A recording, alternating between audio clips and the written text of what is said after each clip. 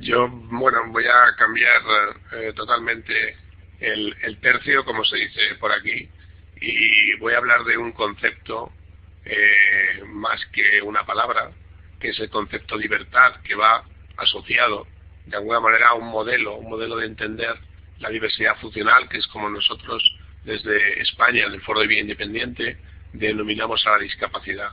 Intentaré brevemente explicaros cuáles son estos conceptos, por qué nosotros hablamos de diversidad funcional y posteriormente explicaros también brevemente las líneas maestras del modelo de la diversidad.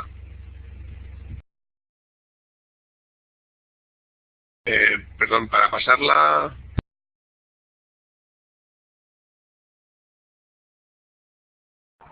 Alejandro, se te había ido el audio. Para pasar las diapositivas, fíjate que arriba de la palabra libertad tenés dos flechas, una hacia la izquierda y otra hacia la derecha. Así las podés pasar. Si podés probar haciendo clic en la de la derecha para pasar a la primera tuya, perfecto. Volví a tomar el micrófono cuando cortemos. Gracias.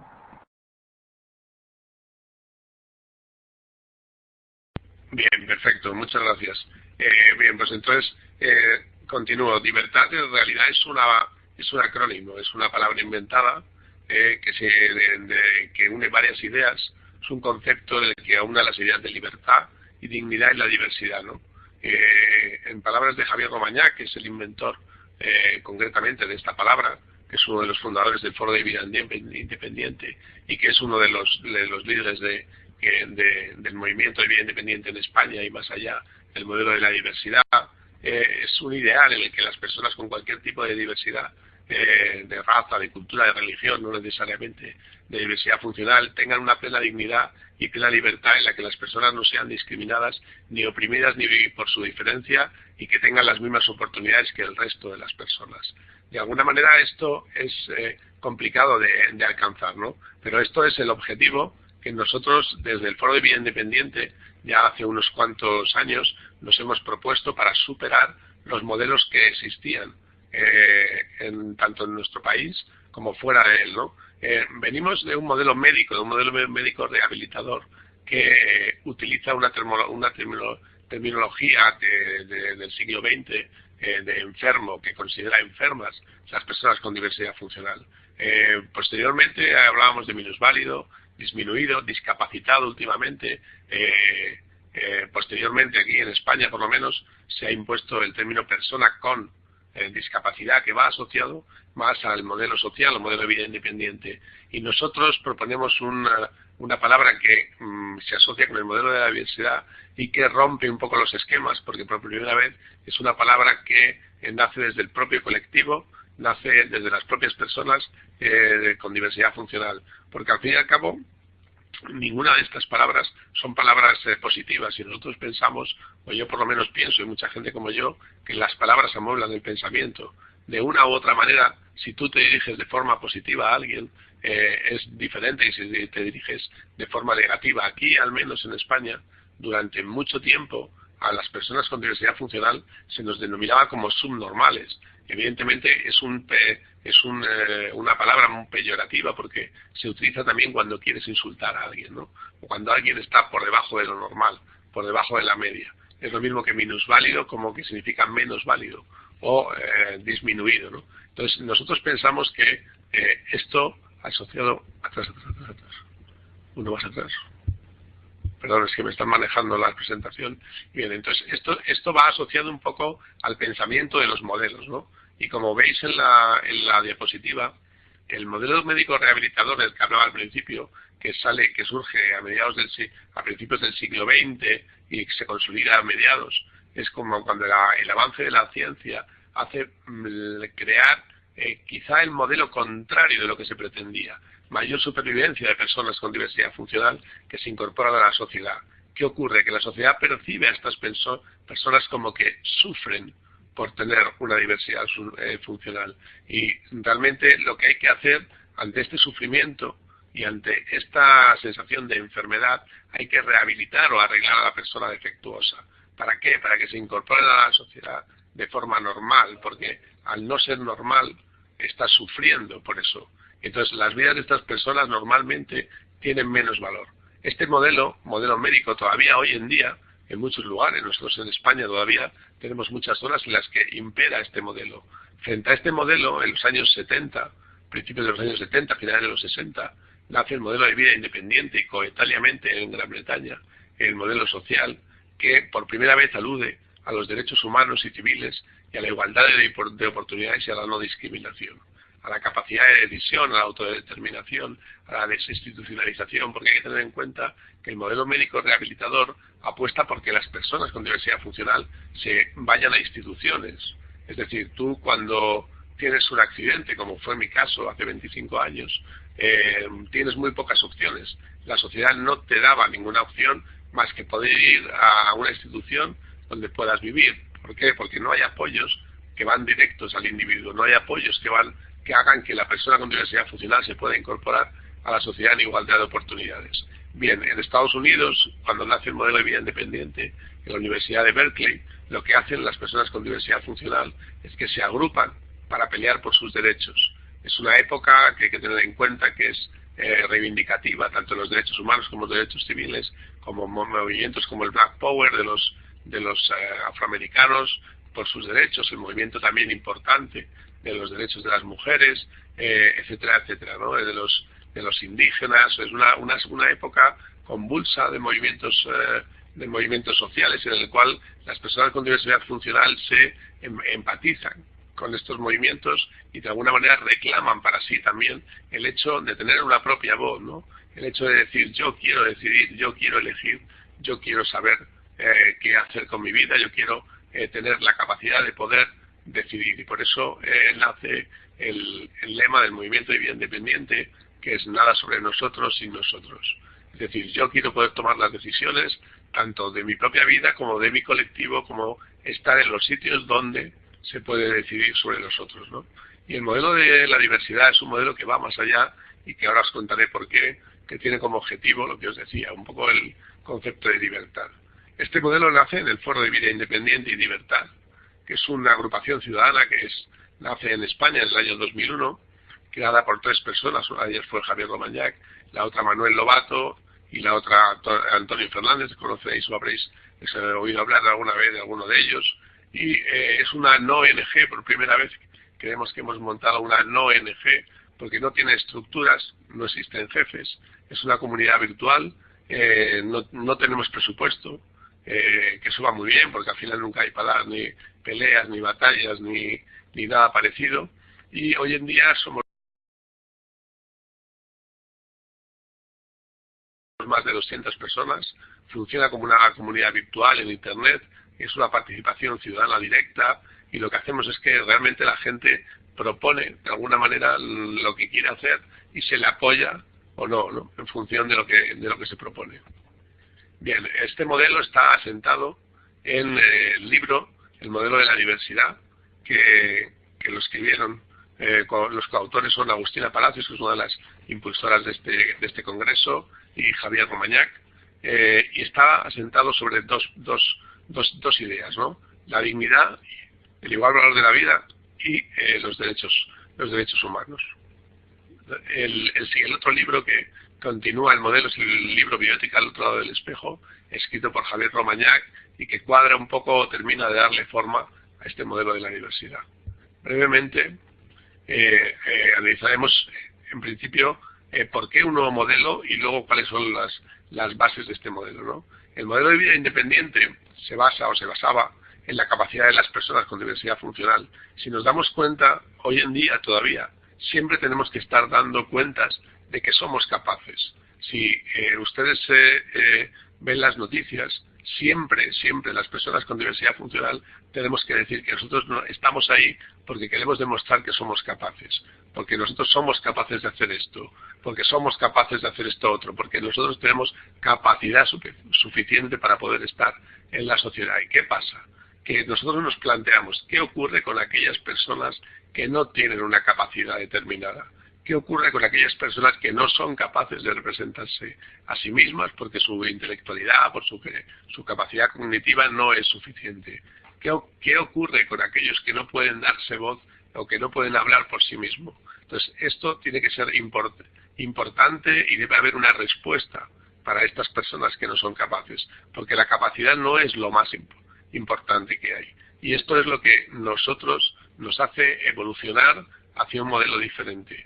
Y por otro lado, no da respuestas ni a los problemas bioéticos, por un lado, ni a la transversalidad de la diversidad funcional. Es decir, nosotros pensamos que un nuevo modelo tiene que ir dirigido a todas las personas con diversidad funcional, sin distinción, y sobre todo tiene que tener una base importante, el igual valor de la vida de las personas con diversidad funcional. La vida tiene un valor igual para todos, independientemente de cómo nace uno, si con diversidad funcional, si no, si tiene una diversidad visual, si es auditiva. Esto no es un condicionante. Por eso nosotros, dentro del nuevo modelo, la clave la clave ya no es la capacidad, la clave es la dignidad del ser humano, dignidad que está por encima de todo. Cuando uno nace con la dignidad es inherente al ser humano. Desde el momento que naces o desde el momento que consideremos la concepción del ser humano como tal, esa dignidad va inherente, independientemente de lo que decíamos antes, independientemente de la capacidad que ese ser humano tenga, independientemente de cómo sea ese ser humano, independientemente de su color, de su raza, de su sexo. Eso no es óbice para que ese ser humano no sea igualmente digno, igual que los demás, y tenga, por tanto, derecho a los mismos derechos y acceso a lo que es la diversidad humana. La clave ya, por tanto, no es la normalidad, porque nadie hoy en día podría definir qué es normal. ¿Quién sabe decir qué es normal? Lo que hace 20 años era normal, hoy en día ya no es normal. Vemos las sociedades que han cambiado muchísimo. La idiosincrasia que existe en cada sociedad es completamente diferente hace 20 años de lo que era hoy. Es decir, lo que era normal hace 20 años ya no es tan normal hoy. Es decir, la diversidad humana está en todas partes. Nosotros pensamos que la diversidad humana existe tanto en el género, en la cultura, en la raza, en la edad, en la religión, en la orientación sexual y, por supuesto, en la diversidad funcional. Por tanto, volviendo al concepto de libertad, podemos decir de alguna manera que, por un lado, tenemos la dignidad, la diversidad y la libertad. Y si recuerdan la definición de la libertad, era dignidad y libertad en la diversidad. La dignidad puede ser de dos formas, extrínseca o intrínseca, es decir, jurídica o moral. En la jurídica lo importante, se consigue esta dignidad extrínseca a través de los derechos humanos, es decir, a través de la aplicación de la Convención sobre los derechos de las personas con diversidad funcional. Y la dignidad intrínseca o dignidad moral se debe conseguir a través de la bioética. Es decir, necesitamos un reconocimiento moral con el igual valor de la vida que decía antes. Y estos son los dos principios que sustentan el modelo de la libertad. Y lo que ancla este modelo son las políticas sociales, que es lo que hace que la diversidad dentro de una sociedad pueda encontrar respuestas y apoyo dentro de las políticas públicas para que exista un reconocimiento social. Es decir, si hacemos un pequeño repaso a lo que hemos dicho, la palabra libertad aúna un reconocimiento moral, pensamiento propio, igual valor, es decir, incorporación de las personas con diversidad funcional a la bioética y a los debates bioéticos, reconocimiento legal, es decir, derechos humanos, aceptación de la Convención de las Naciones Unidas, aplicación de la misma sobre la legislación de cada país. Eso implica fundamentalmente los artículos 12, que habla de la capacidad jurídica, 19, acceso a la vida independiente, y artículo 24, que habla de la educación y el reconocimiento social. Una vez que tenemos el reconocimiento moral, pasamos al reconocimiento legal y necesitamos un reconocimiento social. Y para tener un reconocimiento social hay que hacer políticas que vayan en la dirección de la inclusión en la sociedad. Las personas con diversidad funcional queremos y debemos estar incluidas dentro de la sociedad. Y para ello hay que hacer tres cosas fundamentales. Una, apostar por una educación inclusiva. Antes estábamos oyendo una ponencia sobre un modelo de educación inclusiva. La educación inclusiva es importantísima porque los niños deben de conocer las diferentes diversidades desde la base. Los niños deben de tratar, dentro de la base, deben de tratar la diversidad como algo propio de la sociedad. Y entonces, este tipo de cosas hoy en día no se dan. En España no hay una verdadera educación inclusiva. Necesitamos luchar para que esto sea así. La educación inclusiva es la base, lo que sustenta el modelo de libertad, que sustenta la convivencia, que sustenta el respeto. Educar en la inclusión significa crear personas que luego van a ser mucho más tolerantes, más solidarios y van a respetar al contrario. Es decir, necesitamos educación inclusiva. Luego, el reconocimiento social para las personas con diversidad funcional pasa también por la figura del asistente personal, que es aquella persona que te ayuda a las personas que tenemos una diversidad funcional física o una diversidad funcional visual o auditiva, a realizar las tareas que tú no puedes hacer, que las hace por ti. No significa que él tome las decisiones por ti, sino que hace esas tareas por ti según tus deseos y según tu decisión. Y eso es importante. Y después, recursos públicos para poder estar de alguna manera incluido dentro de la sociedad. Recursos públicos que vayan a hacer una accesibilidad, como veíamos anteriormente, que sea una sociedad accesible, porque de nada me sirve poder levantarme de la cama si luego después no puedo salir de mi habitación o no puedo salir de mi casa porque hay escalones o no puedo acceder a un transporte público adecuado. Es decir, necesitamos ir por pasos, construir la casa desde los cimientos para ir avanzando. Los recursos públicos deben ir orientados también al fomento del trabajo, orientados a que las personas con diversidad funcional, en definitiva, estemos incluidos en la sociedad. Y por tanto, al final, la pregunta final es: ¿qué tipo de sociedad queremos construir? Porque la diversidad es parte de todos. Algún día la discriminación nos va a alcanzar a todos nosotros. Es decir, vamos a ser mayores, vamos a cumplir años y vamos a terminar de alguna manera, ya sea por un accidente, como me pasó a mí, o de alguna manera como todos deseamos vivir muchos años, ya no tendremos las mismas facultades ni tendremos las mismas fuerzas físicas para poder afrontar una vida de igualdad de oportunidades. Es decir, necesitamos crear una sociedad en la que los derechos humanos se respeten, se escriban, se lean, se firman, pero en la mayoría de las ocasiones, por lo menos en nuestro país, siguen ausentes. Y esto creo que debe ser algo que tenemos que tomar todos conciencia, porque las cosas que se firman se deben de cumplir y nosotros los primeros que debemos de luchar por ello. La libertad es una utopía, una realidad. De nosotros dependerá de que sea así. Es decir, nosotros, en nuestra mano está que podamos construir una sociedad mejor para todos, en ausencia de discriminación. Una sociedad que, como hemos visto, cada vez es muchísimo más variopinta, con diferentes tipos de credos, diferentes religiones, diferentes formas de pensar, diferentes individuos, y eso tiene que hacernos reflexionar para ser mucho más tolerantes y para poder alcanzar de alguna manera la libertad. Acabamos con una frase que siempre suelo decir, que es que yo puedo asumir la pérdida de la movilidad, de la audición, de la visión, pero lo que no puedo asumir bajo ningún concepto es la pérdida de mis derechos y de mi dignidad, que mis derechos y mi dignidad como ser humano no tengan el mismo valor. Muchas gracias.